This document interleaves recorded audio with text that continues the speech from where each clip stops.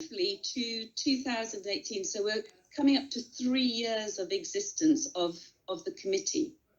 And I had a look back through sort of the different meetings, different conclusions we as a committee came to, and just with you wanted to reflect how we as a committee, together with council officers, really have managed, I think, to do what we've said, which are the adjusted and amended terms of reference, which is about bringing and commissioning evidence, discussing it, helping to inform and shape policy, and then really do monitor and help drive that policy in terms of its implementation.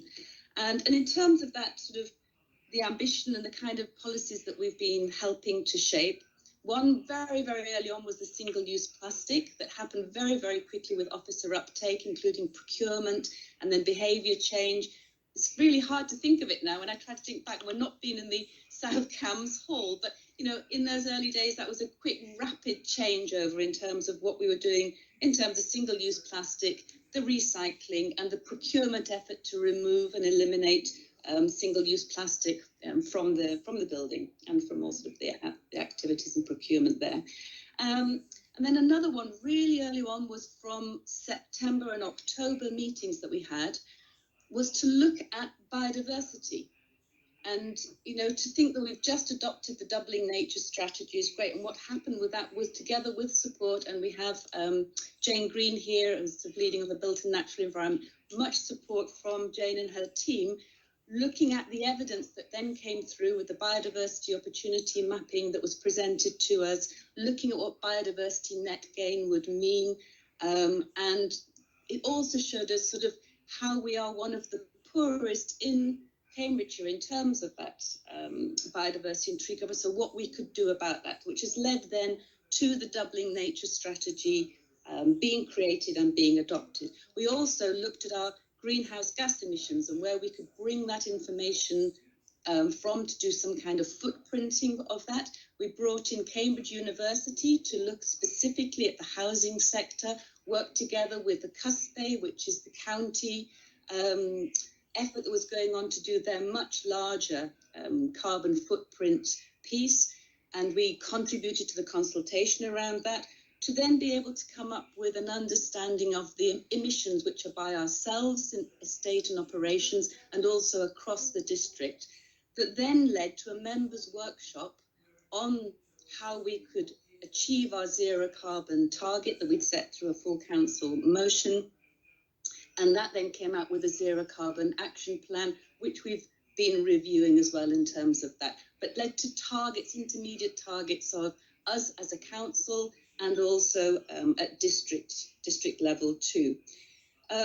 We also then looked at, if we want these things to happen in terms of the 3 spheres of influence, one is directly our estate and operations. The second sphere was our indirect influence through policy and licensing and standards. And the third sphere was around partnerships and leadership with businesses and communities. So in that second sphere, which is around the influencing through our policy, we looked at licensing and we looked at the Hackney cab and the taxis and licensing, working together with Cambridge City on that licensing. We input to that.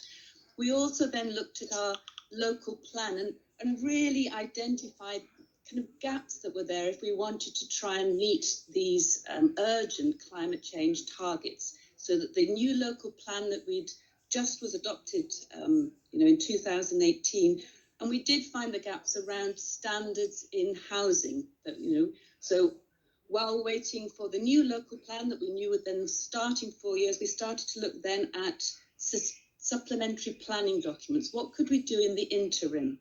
And so we looked at the Sustainable Design and Construction SPD. We fed into the drafts on that, and that has now been adopted. Very, very early on, we called for an updating of the biodiversity supplementary planning and document, and that is now being written and designed this year. We also looked at air quality and the need for a different type of strategy and an investment into that. And that's kind of been perhaps a little bit slower coming, but we do have, and we looked at the new amended strategy, and there is now investment in different types of monitoring of air quality across the district, and that's ongoing. And then all of this is leading then into saying, so if we've got the new local plan coming, how do we ensure that that new local plan is also fit for purpose?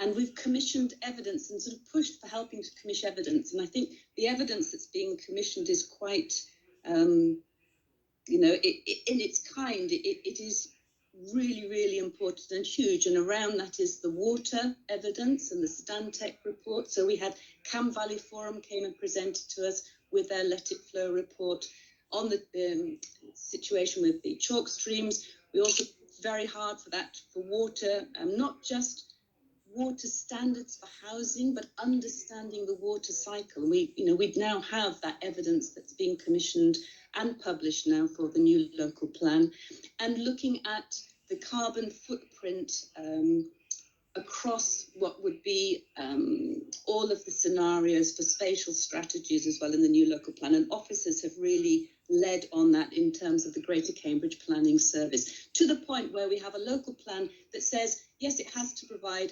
jobs, infrastructure, and places to live, but actually it's a bit like new advertising. Advertising doesn't say, okay, it's all about the washing powder. It's saying, what's the life you want to lead and what's the washing powder that can get you there? So what it does is it advertises the washing powder. And our new local plan, what it says is, what kind of world do we want to live in Cambridgeshire in terms of biodiversity, climate change, well-being and placemaking? And the way that the local plan provides that is through the places, the jobs and the infrastructure, the homes that are built. So a real turnaround together with officers, which I think is absolutely fantastic, of the way that the new local plan will go.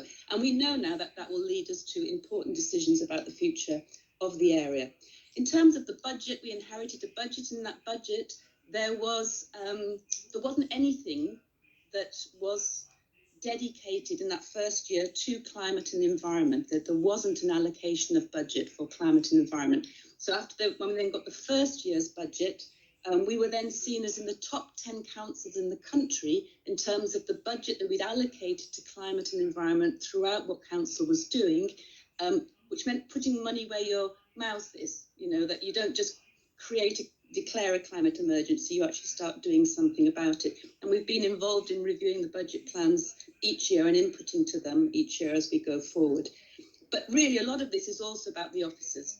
And when we started, there was no dedicated officer for climate and environment. And very early on, we started with a voluntary officers working group, just officers who had a kind of really interested in this and were ready to sort of meet and look at what we could do across the departments, to the point now where we have 3 dedicated officers for climate and environment and for green energy investment. And one of those we'll hear from today, obviously Jonathan, who is replacing Alex, on, not just looking at green energy, but how do we manage green energy investment going forward.